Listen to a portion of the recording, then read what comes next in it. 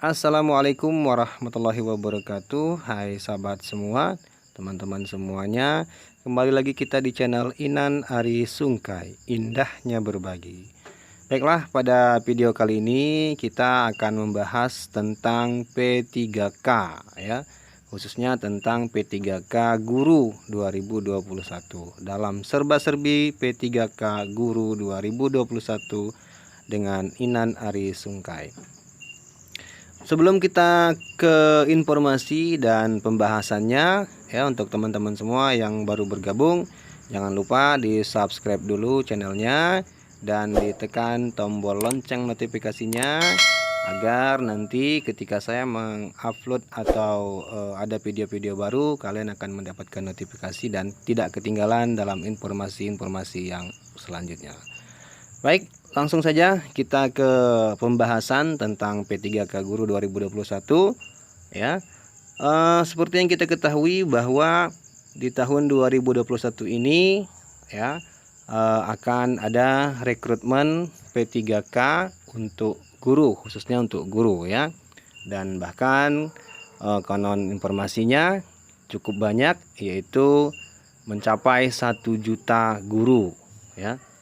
Nah, kita coba bahas tentang P3K Guru ya, apa saja. Yang pertama kita coba bahas tentang hal-hal penting ya tentang P3K Guru 2021. Yang pertama berkaitan dengan pendaftar ya. Pendaftar P3K formasi guru itu adalah yang pertama guru honorer K2 ya, database BKN. Jadi yang berhak atau yang bisa mendaftar P3K formasi guru tahun 2021 ini, itu yang pertama adalah guru honorer K2 ya, database BKN. Kemudian yang kedua adalah guru honorer ya, baik di sekolah negeri ataupun swasta yang sudah masuk Dapodik. Jadi untuk kalian Bapak Ibu yang merasa guru honorer, baik itu di sekolah negeri ataupun di swasta yang sudah masuk di Dapodik, itu berhak untuk mendaftar atau mengikuti seleksi formasi P3K ya, formasi guru tahun 2021. Kemudian yang ketiga, selain guru honorer K2, guru honorer baik di sekolah negeri ataupun swasta yang sudah masuk Dapodik, ada yang ketiga yaitu lulusan S1 atau D4 yang baru atau yang fresh graduate ya, yang sudah memiliki sertifikat pendidik dari program PPG Prajabatan. Nah, jadi yang ketiga ini bukan honorer ya, bukan berstatus honorer, tapi dia adalah lulusan S1 atau D4 yang baru namun memiliki sertifikat pendidik ya dari program PPG Prajabatan. Nah, jadi itu 3 kelompok katakanlah ya, 3 yang bisa mendaftar atau mengikuti seleksi P3K formasi guru tahun 2021. Kemudian selanjutnya yaitu tentang kepemilikan NUPTK ya. Banyak yang bertanya apakah kalau guru honorer harus punya NUPTK kalau mau ikut P3K. Di sini dikatakan bahwa kepemilikan NUPTK bukan menjadi syarat pendaftaran P3K. Jadi untuk Bapak Ibu teman-teman semua yang honor belum punya NUPTK itu bisa mendaftar ya, bisa mengikuti seleksi pendaftaran P3K. Kemudian hal yang harus diperhatikan oleh calon pendaftar adalah kesesuaian NIK atau nomor induk kependudukan ya. Kemudian tempat tanggal lahir yang tercantum di Dukcapil dengan database di Dapodik harus sinkron. Jadi NIK dan tempat tanggal lahir yang ada di Dukcapil itu harus sama ya dengan yang ada di Dapodik. Terus bagaimana kalau tidak sama? Ya tentunya harus diperbaiki ya. Bisa melalui Dukcapil atau nanti juga dilanjutkan ke sinkronisasi ya atau perubahan data di Dapodiknya. Kemudian yang selanjutnya, pendaftaran P3K dilihat dari kualifikasi ijazah yang linier dengan formasi yang ada. Bagi guru yang mempunyai sertifikat pendidik, maka yang digunakan adalah sesuai linearitas sertifikat pendidiknya. Jadi untuk kualifikasinya sekali lagi harus linier ya, dengan ijazah sesuai dengan formasi yang ada. Jadi kita bisa mendaftar dengan syarat ya ijazah kita sesuai dengan formasi yang ada. Kalau yang sudah punya serdik atau sertifikat pendidik, maka yang digunakan adalah linearitas serdiknya.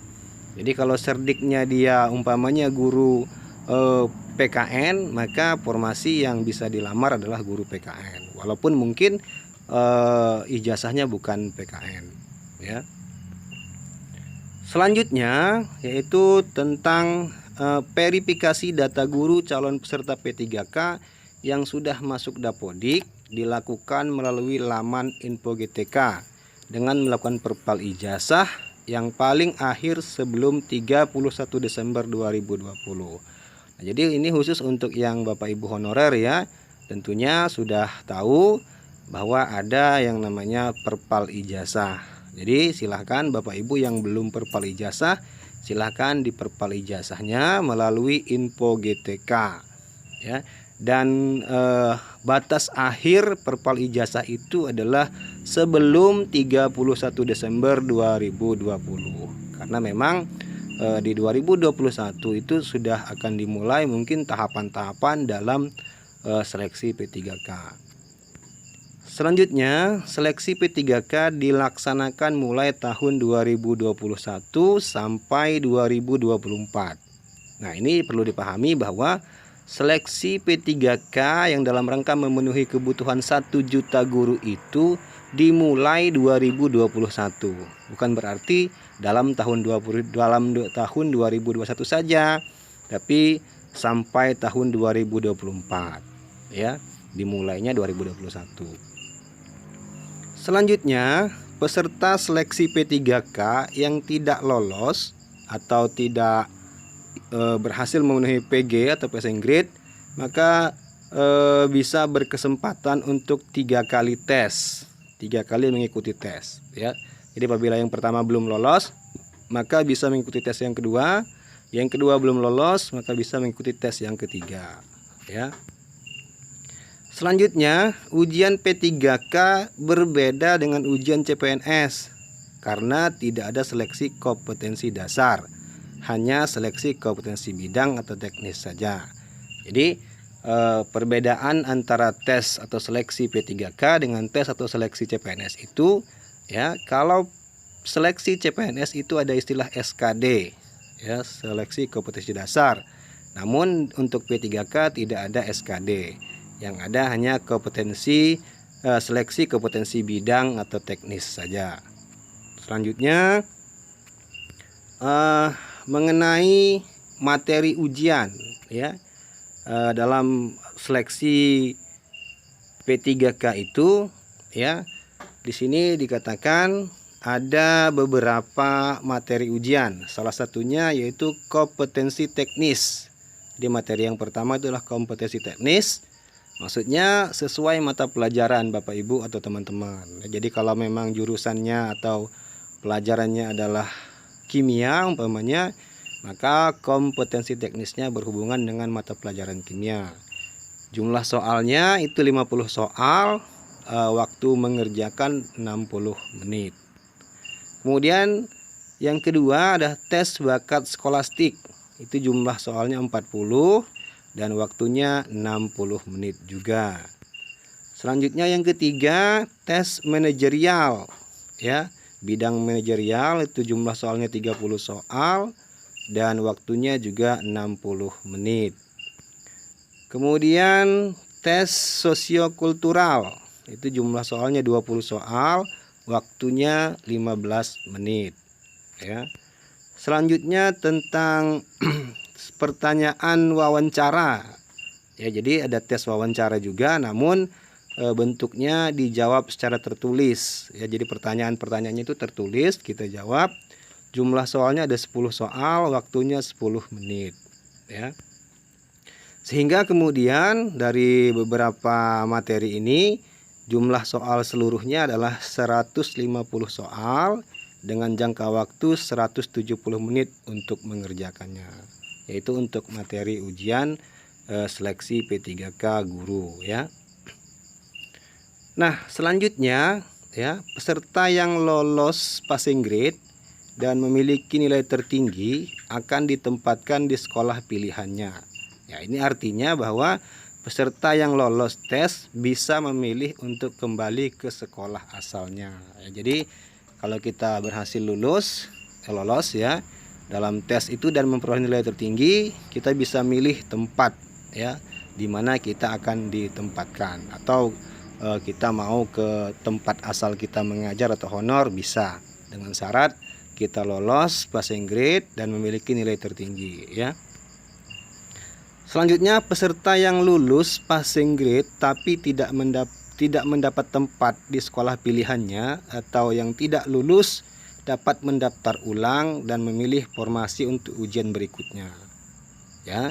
Jadi kalau memang lulus tapi tidak ya, maksudnya peserta yang lulus passing grade tapi tidak mendapat tempat ya, atau yang dipilihnya itu tempatnya diisi oleh yang lain, maka dia bisa mengikuti tes yang selanjutnya ya, atau dia bisa ikut mendaftar di tes selanjutnya dan memilih formasi untuk ujian berikutnya ya.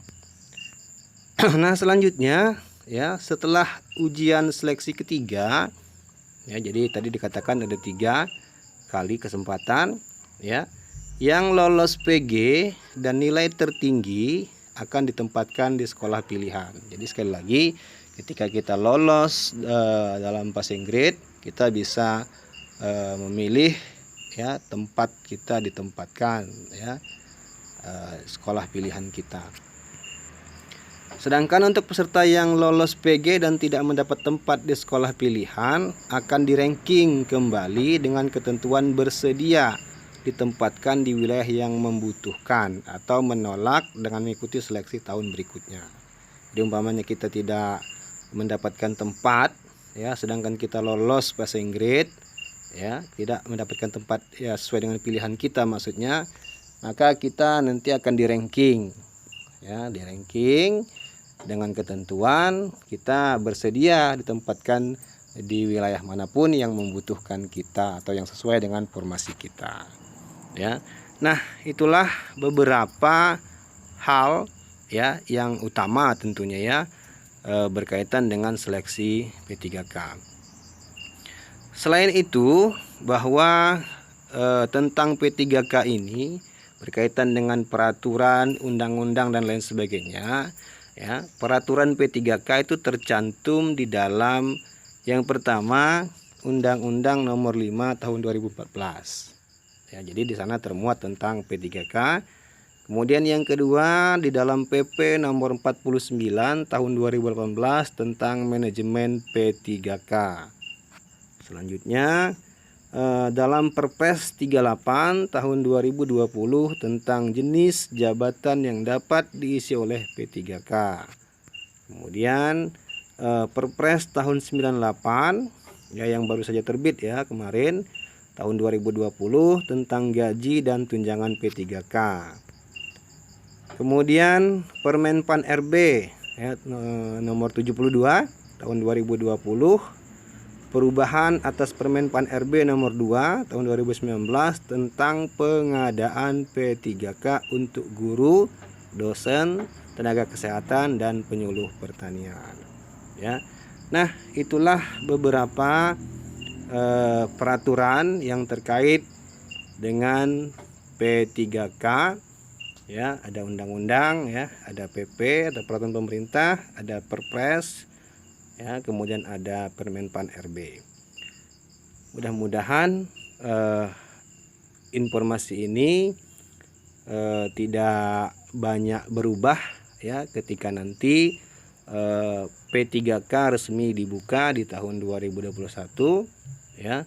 Dan semoga kita semua, Bapak Ibu kalian semua bisa mengikuti seleksi P3K dan bisa lulus dan mendapatkan tempat sesuai dengan pilihan Bapak Ibu.